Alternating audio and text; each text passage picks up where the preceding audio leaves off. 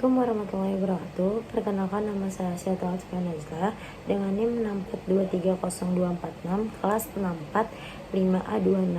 Di sini saya ingin menjelaskan dan memaparkan untuk tugas PBL Riset SDM dengan dosen pengampu Bapak Sosro Widikdo SEMM dengan judul makalah pengaruh sumber rekrutmen dan employer branding terhadap kualitas kandidat di PT SLN Jakarta. Yang pertama itu ada instrumen variabel penelitian. Yang pertama ada sumber rekrutmen yaitu X1, employer branding yaitu X2, dan kualitas kandidat di nya. Untuk yang pertama itu ada bab 1 pendahuluan, menjelaskan bahwa kualitas kandidat merupakan faktor penting bagi keberhasilan dan daya saing perusahaan di tengah persaingan bisnis yang semakin ketat. Kualitas kandidat tidak hanya dilihat dari kemampuan teknis, tetapi juga kesesuaian dengan budaya organisasi dan potensi kontribusi jangka panjang. PT SLN Jakarta telah menggunakan berbagai sumber rekrutmen serta membangun employer branding, namun masih ditemukan ketidaksesuaian kualitas kandidat yang ditandai dengan tingginya kebutuhan pelatihan tambahan dan rendahnya tingkat job fit. Kondisi ini menunjukkan adanya kesenjangan antara teori dan praktik rekrutmen. Oleh karena itu, penelitian ini bertujuan untuk menganalisis pengaruh sumber rekrutmen dan employer branding terhadap kualitas kandidat di PT SLN Jakarta, sehingga diharapkan dapat memberikan kontribusi teoritis dalam pengembangan MSDM serta rekomendasi praktis bagi perusahaan dalam menguatkan efektivitas strategi rekrutmen. Yang kedua ada bab 2 yaitu tinjauan pustaka. Sumber rekrutmen merupakan saluran perusahaan dalam memperoleh calon karyawan yang mempengaruhi jumlah, mutu, dan kecocokan kandidat dengan kebutuhan organisasi. Employer branding adalah upaya perusahaan membangun citra sebagai tempat kerja yang menarik melalui nilai ekonomi, fungsional, dan psikologis sehingga mampu menarik serta menyeleksi kandidat berkualitas secara alami. Kualitas kandidat mencerminkan tingkat kesesuaian kompetensi, pengetahuan motivasi, dan potensi kinerja kandidat terhadap standar perusahaan. Bab ini juga menegaskan bahwa sumber rekrutmen dan employer branding secara teoritis berpengaruh terhadap kualitas kandidat, baik secara parsial maupun simultan, yang kemudian dirumuskan dalam kerangka berpikir dan hipotesis penelitian. Selanjutnya ada bab 3 yaitu metode penilaian. Bab 3 menjelaskan metode penelitian yang digunakan yaitu pendekatan kuantitatif dengan jenis penelitian asosiatif kasual untuk menguji pengaruh sumber rekrutmen dan employer branding terhadap kualitas kandidat. Penelitian ini di PT SLN Jakarta dengan responden yang terlihat dalam proses rekrutmen. Data dikumpulkan melalui kuesioner menggunakan skala Likert dan dianalisis dengan regresi linear berganda seperti menggunakan SPSS. Sebelum pengujian hipotesis dilakukan uji kualitas meliputi uji validitas dan reliabilitas serta uji asumsi klasik seperti normalitas, multiklienitas untuk memastikan data layak dianalisis dan hasil penelitian akurat. Yang selanjutnya ada bab 4 yaitu hasil dan pembahasan. Perencanaan karir berperan penting dalam membantu individu menentukan arah dan tujuan dalam perjalanan profesionalnya, sehingga memaksimalkan potensi dan peluang pengembangan pribadi. Dengan perencanaan yang jelas, individu dapat membuat keputusan yang lebih baik mengenai keterampilan, pendidikan, dan pengalaman yang diperlukan untuk mencapai posisi atau peran yang diinginkan. Ini saya ingin mempraktikkan untuk ujinya melalui aplikasi SPSS versi 25 terbaru. Yang pertama itu di uji validitas. Di sini saya sudah memasukkan untuk data V-nya berjumlah di 30 kuesioner.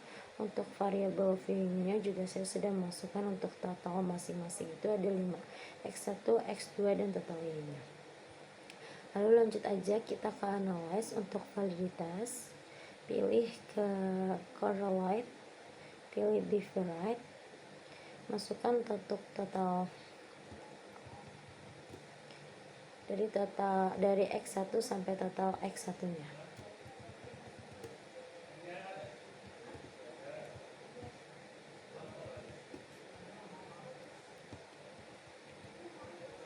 Lalu pindahkan ke variabel. Jangan lupa untuk mencentang persen dan find significant correlation. Lalu klik OK. Lakukan sampai di total Y-nya. Analyze. Pilih di correlate, differentiate.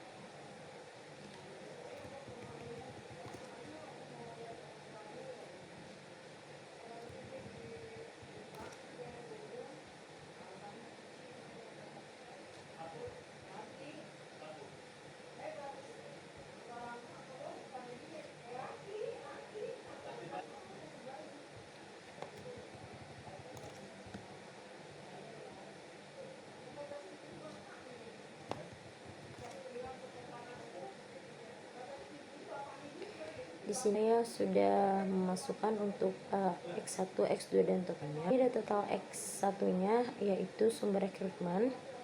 Yang kedua ini di employer branding yaitu X2 dan total Y-nya itu ada di kualitas kandidat, yang dimana masing-masing ini untuk total X1, X2 dan Y-nya ini menunjukkan R tabelnya itu di atas 0,360.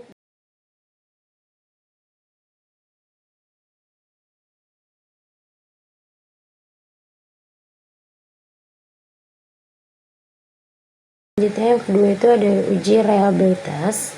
Yang pertama itu ada analyze, pilih scale, masukkan reliabilitas analyze, masukkan untuk X1 sampai ke totalnya.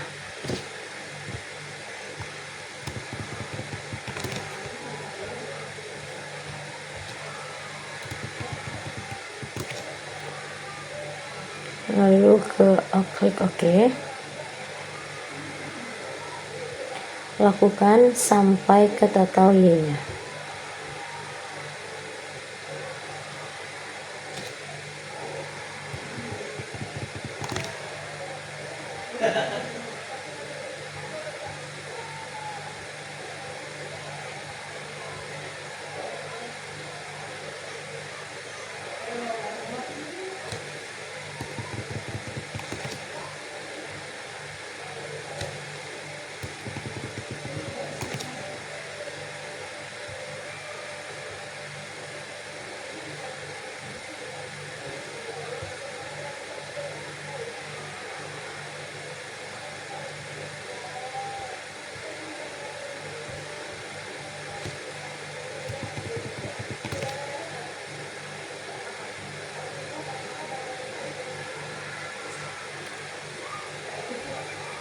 Di sini untuk variabel X1-nya itu ada di 809, yang kedua itu ada di 803, dan yang ketiga itu ada di 817 yang menandakan lebih dari 0,60 dengan keterangannya itu variabel. Selanjutnya di sini saya ingin menguji untuk normalitasnya. Yang pertama kita masuk ke analyze, kita masuk ke regression, lalu klik linear. Pastikan untuk dependent ini ada total G dan independent ini ada total X1 dan total X2 nya. Lalu ketik plots, dan untuk Y-nya itu ada dependent dan X-nya itu ada series. Jangan lupa untuk mencentang histogram dan juga normal probability plotnya. Lalu klik continue, lalu klik OK. Sini udah ketahuan untuk normal plotnya, tapi kita lanjut dulu untuk ke analyze. Lalu pencet ke non-parametric test, legacy dialog, pencet ke 1 sampel KS.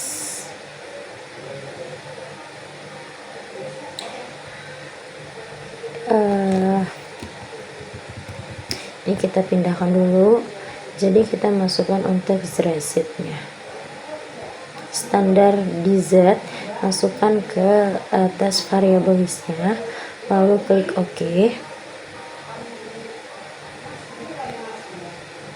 Di sini udah ada one sample chromograph itu yang menunjukkan angka 200 yaitu valid. Melebihi 0,05 yang artinya untuk one sample chromograph itu valid. Dan selanjutnya itu ada di sebelumnya kita udah cari, ada di normal pre-plot regressionnya. Di sini menunjukkan bahwa titik residualnya itu menyebar di sekitar garis diagonal atau mengikuti, yang artinya itu membentuk yang signifikan untuk normal pre-plotnya. Selanjutnya kita ke uji multicollinearitas. Yang pertama itu ada analyze, pilih regression, pilih linear. Untuk dependent itu total XY, untuk independent itu total X1 dan total X2. Lalu kita masuk ke statistik. Untuk model fitnya dicentang, estimatesnya dicentang, part and partial correlation-nya dicentang, dan collinearitas diagonalnya itu dicentang. Lalu kita klik continue, lalu klik OK.